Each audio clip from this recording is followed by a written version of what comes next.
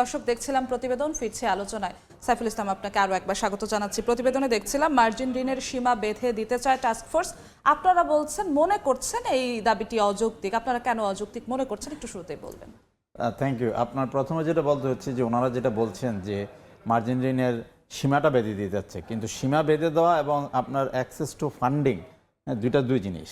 আপনার সীমাটা তো হচ্ছে থ্রেশহোল্ড লিমিট, আপার লিমিটে কত করে দিচ্ছেন সেটা, বা কারা পাবে কত পাবে না পাবে এভাবে। কিন্তু আপনি বলছেন যে যারা ক্ষুদ্র বিনিয়োগকারী বলতে আমরা যাদেরকে বুঝি যে 10 লাখ টাকার নিচে যারা আসবে, যেমন স্টুডেন্টের কথা বলছে, রিটায়ার্ড লোকজনের কথা বলছে, হাউস ওয়াইফের কথা বলছে, তাদেরকে আমাদেরকে বাজারে আনতে হবে। আজকে ওনারা ক্ষুদ্র বিনিয়োগকারী, but they will become large investors or real investors in the long run. আপনি এখন প্রথমে একটা বৈষম্য তৈরি করছেন যে যাদেরকে বাজারে আনা দরকার ভবিষ্যতের জন্য, তাদেরকে আপনি ফান্ডিং অ্যাক্সেসটা বন্ধ করে দিচ্ছেন। Access to fund is a real difficulty for the common people, we all know. আপনারা আমার জন্য একটা মানে অ্যাক্সেস টু ফান্ডটা ইজ এ চ্যালেঞ্জ। সেখানে আপনি যদি আইন করে বন্ধ করে দেন, তাহলে যেটা হবে যে তাহলে একটা রিটায়ার্ড লোক তো আপনার ধরেন 60 বছর বয়সে একটা লোক রিটায়ারমেন্টে চলে যাচ্ছে বাংলাদেশের প্রেক্ষাপটে, যেখানে চাকরির বিশাল অসুবিধা। তা আমাদের যে লাইফ স্প্যান, সেখানে দেখা যাচ্ছে এখন একজন লোক 80-85 বছর বেঁচে আসছে, তাহলে সে বাঁচবে কীভাবে? তা আমরা ওনাদেরকে ধাবিত করে দিচ্ছি টু দ্য ব্যাংক ইন্টারেস্ট, যে যেখানে একটা বিনিয়োগের সুযোগ আছে, আপনি রিটায়ারমেন্টের পরে যে টাকাটা পাচ্ছেন সেটা সুস্থভাবে বিনিয়োগ করে, সুন্দর জায়গায় বিনিয়োগ করে আপনি রিটার্ন জেনারেট করতে যাচ্ছেন। বাট সেখানে আপনাকে সময় নট নেসেসারিলি যে every time you need a funding, তো সেখানে সময় আপনার access to funding is to facilitate your investment. But সেটাকে আইন করে বন্ধ করে দিলে তো এটা এক ধরনের বিশাল বৈষম্য করা হচ্ছে, ডিসকারেজ করা হচ্ছে। Same goes for the students, যে একটা স্টুডেন্ট যে আজকে 1 লক্ষ 2 লক্ষ টাকা নিয়ে আসবে, তাকে সে তো 1-2 লক্ষ টাকায় নিয়ে আসবে, এর বেশি তো টাকা নিয়ে আসার কথা না। কিন্তু হয়তো প্রয়োজনে তাকে আপনার মার্জিন লোনে যেতে হতে পারে।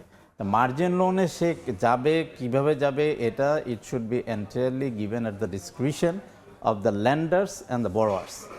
আপনারা যেভাবে আইন করে যদি এভাবে বৈষম্য তৈরি করা হয়, তাহলে এটা ডিসকারেজ করবে ফর মেনি, লাইকস আমি যেটা বললাম। টাস্কফোর্স থেকে বলা হচ্ছে বিনিয়োগকারীকে সুরক্ষা দিতেই তারা এই বিষয়টি আনতে চান। বিনিয়োগকারীর সুরক্ষা বলতে ওনারা যেটা বোঝাচ্ছেন, এটার সাথে আমরা আনফর্চুনেটলি একমত হতে পারছি না। বিনিয়োগকারীদের সুরক্ষা যদি দিতে হয়, তাহলে বিনিয়োগকারীদেরকে আপনি ইনভেস্টমেন্টটা কোথায় হচ্ছে সেটা হচ্ছে বড় জিনিস। যে আপনি লোন নিচ্ছেন, আপনার থেকে আমি লোন নিচ্ছি, নিয়ে আমি কোথায় দিচ্ছি, as long is you are the lender, সেখানে আপনার একটা অ্যাসেসমেন্ট ক্যাপাসিটি থাকতে হবে, আপনার অ্যানালাইসিস থাকতে হবে যে আমি ঠিক জায়গায় ইনভেস্ট করছি কিনা। বিকজ এটা আপনার দায়িত্বের মধ্যে পড়ে। আমি ভুল জায়গায় যদি ইনভেস্ট করি এবং আপনি যদি টাকা দেন, সেখানে প্রফেশনালি মানে আপনি you are not doing the right job. তো সেখানে সুরক্ষা যদি আমাকে দিতে হয়, প্রথমে দিতে হবে যে আমি সঠিক জায়গায় বিনিয়োগ করছি কিনা, সেটা আমাকে পরামর্শ দেওয়া, আমাকে গাইড করা। হ্যাঁ, আপনি যদি দেখেন যে আমি সঠিক জায়গায় বিনিয়োগ করছি না, আপনি অ্যাজ এ ল্যান্ডার আপনি আমাকে টাকা দেবেন না। কিন্তু আমি একটা ভালো শেয়ারে বিনিয়োগ করতে যাচ্ছি, আপনার থেকে টাকা যাচ্ছি, আপনার টাকা দেওয়ার ক্ষমতা আছে, আপনি অন্যদেরকে দিচ্ছেন কিন্তু আমাকে দিচ্ছেন না, এতে তো সুরক্ষা হচ্ছে না, এটা এক ধরনের বৈষম্য হচ্ছে। টাস্কফোর্সের এই সুপারিশটা যদি বাস্তবায়ন হয়, তাহলে আপনারা কি আশঙ্কা করছেন? আপনাদের কথা অনুযায়ী এটি অযৌক্তিক, তাহলে কি হতে পারে? বিনিয়োগকারীর সংখ্যা কমবে, মানে কি আশঙ্কা করছেন আপনারা? আমাদের প্রধান আশঙ্কাটা হচ্ছে যে এটা আমরা যে বৈষম্য বিরোধী সমাজ ব্যবস্থার জন্য এই যুদ্ধ করে আসছি, সেটা তো প্রথমেই একটা বৈষম্য তৈরি করা হচ্ছে পুঁজিবাজারে বিনিয়োগকারীদের জন্য। আপনি একটা সেগমেন্ট অফ ইনভেস্টরকে আপনি from the source of funding deprive করে দিচ্ছেন আইন করে, এটা তো হতে পারে না। এখন ধরেন আপনি স্টুডেন্ট, আপনি হাউস ওয়াইফ, আপনি রিটায়ার্ড লোক, আপনি 5 লাখ টাকা নিয়ে আসলেন আমার কাছে, আমি ল্যান্ডার।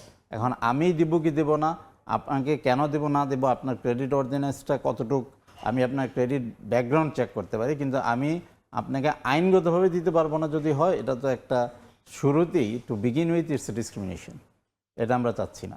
আরেকটি তথ্য আপনাকে একটু বলতে চাই, যেটি প্রতিবেদনে ছিল, যে গেল 6 মাসে শেয়ার বেচে বিও অ্যাকাউন্ট শূন্য করে বাজার ছেড়েছেন 41,500 বিনিয়োগকারী। সংখ্যাটা একটু বেশি মনে হচ্ছে কিনা আপনার কাছে? এই বিও অ্যাকাউন্টসগুলো কেন কমছে, কি মনে হচ্ছে? সংখ্যাটা বেশি মনে হচ্ছে না, কিন্তু সংখ্যাটা আপনার অত্যন্ত, আমি বলবো যে it's a very unfortunate even for us, for everyone. কেন বলছি সেটা হচ্ছে যে কেন যাচ্ছে, একদম সোজা কথা যেটা বলতে হয় সেটা হচ্ছে যে আমরা রিটার্ন তৈরি করতে পারছি না। আপনি যে টাকাটা নিয়ে আসবেন, এই বাজার has failed to create returns, generate returns for the investors. মানে বাজারে বলতে আমি বোঝাচ্ছি regulators, stock exchange, market intermediaries, listed securities, stakeholder যারা আমরা বিনিয়োগটা এনশিওর করার কথা, আমরা সবাই we have failed, collectively failed, যার ধরুন আপনি এখানে থাকছেন না। তো এখানে আপনি চলে যাচ্ছেন, সেটা আনফর্চুনেট। এবং সেখানে আপনি কেন যাচ্ছেন এটা একদম সহজ কথায় বলতে হলো যে আপনি আমার কাছে আসছেন for return, but I fail to generate return for you.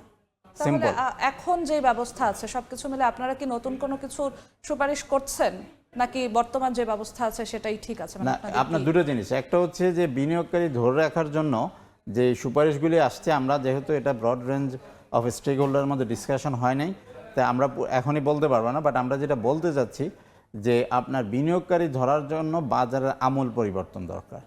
প্রথম দরকার যেটা হচ্ছে যে আপনার নাম্বার অফ ইনভেস্টেবল স্টক বাড়াতে হবে, এটার কোনো বিকল্প নাই। একটা মার্কেটে বছর পর বছর আইপিও আসবে না, তাহলে তো এই মার্কেট টিকে থাকাটা লং টার্মে এটার existence is in question. Second হচ্ছে আপনার এখানে এখন পর্যন্ত আমরা যদি বলি যে আজকে 6 মাসও আমরা সার্ভিলেন্সের কোনো ডেভেলপমেন্ট দেখি নাই, আমরা মনিটরিংয়ের কোনো ডেভেলপমেন্ট দেখি নাই, আমরা এনফোর্সমেন্টের কোনো ডেভেলপমেন্ট দেখি নাই, তাহলে বিনিয়োগকারীদেরকে আমরা কীভাবে আনবো, এই বাজারে নতুন বিনিয়োগকারী এবং যারা আছে তাদেরকে ধরে রাখবো? তো এটা আমূল পরিবর্তন ছাড়া এইবার বাজার যে অবস্থা এখন আছে সেখান থেকে উত্তরণের সুযোগটা আমি এখন পর্যন্ত পরিষ্কারভাবে দেখছি না। সো আমাদের মনে হয় আমাদেরকে আরেকটু ব্রড রেঞ্জের চিন্তা করতে হবে যে এখানে অনেক বেশি পরিবর্তন দরকার এবং অনেক তাড়াতাড়ি পরিবর্তন দরকার। কারণ তাড়াতাড়ি কেন বলছি, যে আপনি যত দেরি হবেন তত বিনিয়োগকারীদের আর্থিক ক্ষতির সম্ভাবনা বেশি থাকে। একটি বিষয়, আপনি যেহেতু গত 6 মাসের কথা আনলেন, 5 আগস্ট পরবর্তী সময়ে শেয়ারবাজার কিছুদিন যে আশার আলো দেখিয়েছিল তা দীর্ঘস্থায়ী কেন করা গেল না? তাহলে সেটা আমাদেরও প্রশ্ন। গত 15 বছর কি হয়েছে উই অল নো। কিন্তু আমরা বিনিয়োগকারী, আপনার যদি দেখেন যে ডক্টর ইউনূস সাহেবের আন্ডারে যে সরকারটা আসছে সেখানে 15 বছর পরে ওনাদের একটা আপনার কনফিডেন্স মার্কেটে দেখতে পেয়েছি। এবং আরও একটা জিনিস আপনাকে এখানে বলা দরকার যে গত 5-6 বছর পরে যে এই সরকার আসার পরেই আমরা বিদেশি বিনিয়োগকারীদের মধ্যে এই মার্কেটে আবার রিটার্ন করতে দেখেছি, ইনভেস্ট করতে দেখেছি। তার মানে হচ্ছে it's a pure confidence in the government. এই কনফিডেন্সটা ধরে রেখে আমাদের এগিয়ে যাওয়া উচিত। এখন শুধু তো আমি বললে হবে না, সেখানে আমাকে মানে we have to act accordingly, যেটা আমরা করতে পারছি না। সেটা হচ্ছে যে আমাদেরকে যেটা উচিত ছিল 6 মাসের মধ্যে যে আপনার মানে দৃশ্যমান কিছু পরিবর্তন। একটা হচ্ছে যে প্রথমেই যে আইপিও, নতুন আইপিও আসতে হবে। আমরা বলছি যে প্রাইভেট সেক্টর থেকে আইপিও আনা is a very time consuming matter. তা আমরা অল্টারনেটিভ কী করতে পারি? করতে পারি যে government state own enterprise at least একটাও যদি 6 মাসে আপনার লিস্টিং করা যেত, তাহলে আমরা এই বার্তাটা বিনিয়োগকারীদেরকে দিতে পারতাম, দেশি এবং বিদেশি, যে এখানে the new stocks are coming in the market. এটা হচ্ছে মূল বিষয়। আচ্ছা, তারপরে অ্যাট দ্য সেম টাইম যে আমি যেটা বললাম যে গভর্নেন্স ইস্যুগুলি, গভর্নেন্স যে শুধু আপনার মার্কেট যদি দেখেন, তো এখন মানে মার্কেটের মুভমেন্ট আপনারা সবাই আমাদেরকে বলছেন যে there are lot of questions that we can ask. তো এই জিনিসগুলি আপনার পরিবর্তনটা খুব তাড়াতাড়ি দেখাতে হবে, কারণ 6 মাস তো অনেক লম্বা সময় চলে গেছে, এখন আর বিনিয়োগকারীদের ধৈর্য থাকবে না। জি, সেই সমাধানই হবে, পুঁজিবাজারে স্বস্তি ফিরবে, সবারই সেই প্রত্যাশা থাকবে। আমরাও তাই আশা করছি, ইনশাআল্লাহ আমরা ভালো জিনিস দেখতে পারবো। অসংখ্য ধন্যবাদ আমাদের সঙ্গে। আপনাকে ধন্যবাদ। আসসালামু আলাইকুম। আমাদের সঙ্গে পুঁজিবাজার নিয়ে আলোচনার জন্য যুক্ত হয়েছিলেন ব্রোকারেজ হাউসগুলোর সংগঠন ডিবিএর সভাপতি সাইফুল ইসলাম।